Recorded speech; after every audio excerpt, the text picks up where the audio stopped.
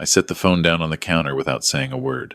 Through the kitchen window, I could see my grandson sitting at the folding table on the back porch, his paintbrush moving in slow, deliberate strokes across a canvas nearly as wide as his arm span. He hadn't noticed I was watching. He never did when he was working. The whole world could fall apart around him, and he'd still be right there, lost in color and shape and whatever it was only he could see. I had just gotten off the phone with my older son. He had called at 7:43 in the morning, the Wednesday before Thanksgiving, and the first thing he said wasn't hello. "Dad," he said, "I've been thinking, maybe it would be easier this year if Marcus just stayed back with you." I didn't argue. I didn't raise my voice. I didn't ask him to explain what he meant by easier, or for whom exactly it would be easier. I just said, "I hear you," and I set the phone down, and I walked to the back door and stood there watching my grandson paint. Marcus was 17 years old. He had been diagnosed with autism when he was 3, and in the 14 years since that diagnosis, I had watched him grow into someone so singular, so genuinely himself, that I sometimes forgot the rest of the world hadn't caught up to knowing him yet. He didn't talk much in groups. Loud rooms made his jaw tighten. Sudden changes in plans could set off an hour of quiet rocking in the corner of whichever room he'd retreated to. He ate the same 4 meals in rotation. He wore the same gray hoodie from October through March, regardless of temperature. And he painted like no one I had ever seen in 64 years of living. His father, my younger son, had first noticed it when Marcus was 6. He'd given the boy a set of watercolors meant for kindergartners and come back 20 minutes later to find a recognizable portrait of the family dog, not a child's scribble, but an actual likeness, with shading under the ears and a particular look in the painted eyes that matched the real dog's expression almost exactly. They'd framed it and hung it in the hallway, and over the years the hallway had filled up. My older son had never hung a single one of Marcus's paintings in his house, not once in 11 years. He'd always had a reason. The colors didn't match the walls. The frames were the wrong size. He was repainting that room soon anyway. There was always something. His wife was polite about it in the way that people are polite when they've already made up their minds. Their kids, my grandchildren, were fine with Marcus in the abstract, but tended to drift to the far side of the room when he was actually present. I had watched this happen for years. I had told myself it was just the unfamiliarity of him, that they would come around, that family takes time. I had been telling myself that for a decade. That Wednesday morning, I stopped telling myself that. I went out onto the back porch and pulled up a chair beside Marcus's table. He didn't look at me. He was working on the sky of whatever he was painting, and the sky was wrong in a way that only he understood, and I had learned not to question. His skies were always colors that real skies weren't. Purples and burnt oranges and greens that had no meteorological basis whatsoever and were somehow more accurate than any photograph. "Your uncle called," I said. He kept painting. He said he thought it might be easier if we had our own Thanksgiving this year, just the 2 of us. Marcus set down the brush. He looked at the canvas for a moment, then looked at me. His eyes were light brown, like his grandmother's had been, and when he was thinking through something, his head tilted slightly to the left. It tilted now. "Did you want to go?" he asked. "No," I said. "I wanted to stay here with you." He nodded once, the way he did when something was settled, and picked up the brush again. We didn't talk about it further. That was one of the things I had always loved about Marcus. He didn't require the conversation to continue past the point where it had resolved. The matter was finished. We were staying. He went back to his sky. I went inside and started making a list of what we'd need from the grocery store. I want to go back a few years, so you understand why that phone call landed the way it did. My wife passed when Marcus was 9. She had been the gravitational center of this family in ways none of us fully appreciated until she was gone. She remembered everyone's allergies and preferences and the names of their coworkers' spouses. She had organized every holiday for 31 years. She had been the one who made sure Marcus always had a quiet room to retreat to at family gatherings, a plate fixed exactly the way he liked it, someone sitting beside him who knew how to be with him without requiring him to perform normalcy for their comfort. After she died, the gatherings got harder. My older son's wife took over hosting Thanksgiving 3 years later, and the first year was fine, and the second year was strained, and by the third year I had started noticing the particular kind of exhaustion on my grandson's face when we walked through their door. Not the tiredness of a long drive or a late bedtime. the exhaustion of someone bracing themselves, of someone who had learned to expect that a room full of people who shared his blood would make him feel like a stranger. I had spoken to my older son about it once, carefully, over the phone. He had said he understood, and that they were trying, and that Marcus was always welcome, and that maybe the issue was that Marcus needed to learn to adapt a little more to social situations. I had not said what I wanted to say in response to that. I had thanked him for listening and gotten off the phone and sat in my kitchen for a long time. That had been 3 years ago. Nothing had changed. And now it was the Wednesday before Thanksgiving, and the suggestion had finally been made explicit. Here's what I will tell you about that holiday. It was the best Thanksgiving I have had since my wife was alive. I picked Marcus up from his parents' house Thursday morning. His mother had cried a little when she hugged him goodbye, and she squeezed my arm at the door and said, "Thank you, Dad." His father pulled me aside and said he was sorry, that he had argued about it, that this wasn't how he wanted things to be. I told him I knew, and that Marcus and I were going to be just fine, and that he should go enjoy his day. He didn't look like a man who was going to enjoy his day. But that wasn't something I could fix on a Thursday morning in a driveway. Marcus and I drove to my house, with the radio on a station that played old country, which he tolerated because the melodies were simple and predictable. We stopped at the grocery store where a woman named Carol, who had been checking groceries there for at least 15 years, asked Marcus how his painting was going. He told her he was working on a large piece. She asked what it was of. He said he wasn't sure yet. She laughed and said that was how all the best things started. He thought about that for a moment and then agreed. We got home and I started on the turkey while he set up in the living room. I had moved the coffee table against the wall and laid down a canvas drop cloth, and he spread out his supplies with the particular methodical care he brought to everything that mattered to him. He had 3 paintbrushes he called by size rather than name: big, medium, and the small one, and he lined them up in order before he started. I cooked.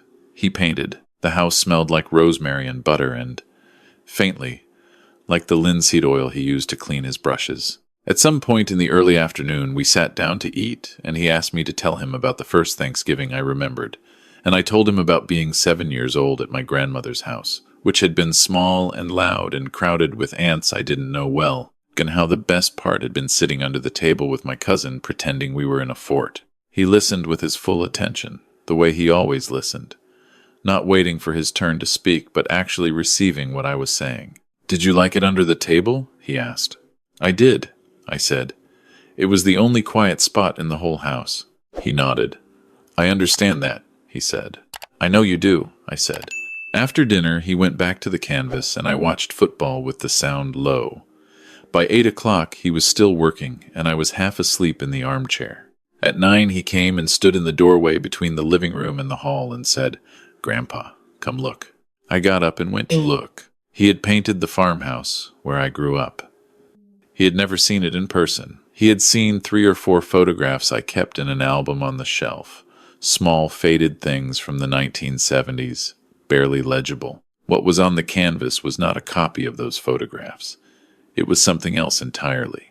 The house, as it might have looked at dusk on a summer evening, the fields behind it going gold, the sky doing that impossible Marcus sky thing in shades of violet and deep amber that shouldn't have worked, and somehow perfectly captured the particular quality of light I remembered from childhood summers, without being able to describe it in words. My grandmother's rose bushes were along the front porch. The screen door had the slight sag it always had. The tire swing in the yard was swaying, just barely, as if someone had been on it moments ago and jumped off. I stood there for what must have been a full minute without speaking. "How did you know?" I said finally. "About the rose bushes. You mentioned them once," he said. "You said she grew yellow ones and pink ones, and she was prouder of those roses than anything else about the house." I had said that. Once, in passing, at least 2 years ago. He had kept it. I put my hand on his shoulder. He was fine with that. From me. Always had been, and I said, "Marcus, this is the most beautiful thing anyone has ever made for me." He looked at the painting. "I was going to give it to you for Christmas," he said, "but it felt right for today." I didn't trust myself to say anything else, so I just stood there next to him for a while, looking at my grandmother's house the way I remembered it, and the way I had never been able to describe. 2 weeks later, my neighbor Ruth Ann, who ran the community arts center 3 blocks from my house, came over for coffee. She was on the board of a small regional arts organization that held an annual exhibition every December, a fundraiser for arts education in the public schools. The exhibition featured local artists and was held at the historic Whitmore Theater downtown, which seated about 400 people. Ruth Ann had been trying for years to get me to submit something. I had no artistic talent of any kind and had told her so repeatedly. This time when she came over, I took her into the living room. The painting was hanging where the mirror used to be, above the mantel, in a simple frame I had bought at the art supply store. Ruth Ann stood in front of it for a long time. "Your grandson painted this," she said. "He did. How old is he?" 17. She looked at it for another moment. "I'd like to submit this to the December show," she said, "with his permission and yours." I called Marcus that evening and explained what Ruth Ann had proposed. There was a pause on the line. "Would people be able to see it?" he asked. "Yes, several hundred people, probably." Another pause. "Would I have to talk to them?" "Only if you wanted to. You could stand near it, or you could stand somewhere else. You could decide when you got there." He thought about this. "I would want to stand near it," he said, in case anyone had questions about the sky. I told Ruth Ann yes. I did not tell my older son. I am not entirely proud of that decision, but I also don't regret it. He had made his position clear in a phone call on a Wednesday morning. I was not interested in his opinion about what Marcus should or shouldn't be doing with his paintings. I did tell my younger son, who immediately said he was coming. His wife cried again, which seemed to be her appropriate response to good news about Marcus, and which I found entirely reasonable. The exhibition opening was the second Friday of December. The Whitmore Theater had been decorated simply white lights along the walls. The artwork hung on temporary panels throughout the main lobby and extending into the mezzanine. There were perhaps 350 people by the time we arrived, the kind of crowd that fills a space without overwhelming it. Marcus wore his gray hoodie. His mother had suggested something more formal, and he had looked at her with the expression that meant the conversation was over. He wore the gray hoodie. His painting was hung in the center panel of the main lobby, at eye level, in good light. We positioned ourselves nearby, as he had said he wanted to do. His mother stood close enough to be present without crowding him. His father and I were a few feet back. We watched people approach the painting, stop, look. The thing about Marcus's work, I had noticed over the years, was that it made people stop walking. Not pause, stop. There is a difference. A pause is polite. A stop is involuntary. People stopped in front of that painting the way you stop when something unexpected happens, when your body registers something before your mind is caught up. A woman in her 50s, who I later learned taught high school English in the next county over, stood in front of it for nearly 4 minutes. I timed it because I noticed she finally turned and looked around as if searching for someone. Her gaze landed on Marcus. "Did you paint this?" she asked. "Yes," he said. "How old are you?" 17. She looked back at the painting, then back at him. "Is this a real place?" "It's my grandfather's grandmother's house," he said. "I never saw it. He told me about it." She looked at me. "Every detail is right," I said. "Things I never thought to mention." She was quiet for a moment. "He must listen very carefully," she said. "He hears everything," I said. She asked Marcus if he had other work. He described 3 other paintings he had finished that fall, with the particular precision he brought to describing things he cared about: exact dimensions, palette choices, the specific reference photographs or memories he had worked from. She listened to all of it. She did not talk to him the way some adults talk to him, in the slightly elevated, over-enunciated tone that people sometimes defaulted to when they heard the word autism, as if the diagnosis had affected his hearing. She talked to him like a person. When she left, she shook his hand and said she hoped he kept painting for the rest of his life. He said he intended to. Over the next 90 minutes, something built in that lobby that I don't entirely know how to describe. Word moved through the crowd. I watched it happen. One person would stop at the painting, turn, look for Marcus, say something. Then that person would bring someone else over. There was a man who ran a small gallery in the city, 50 miles north, who took out his phone and asked if he could photograph the painting. There was a couple who asked how much it was. I hadn't even thought about that, and I looked at Marcus, and he said, quietly, that it wasn't for sale, That one was for his grandfather, but he said he could paint other things. The gallery owner gave Marcus his card. His mother, standing beside me at this point, put her hand over her mouth.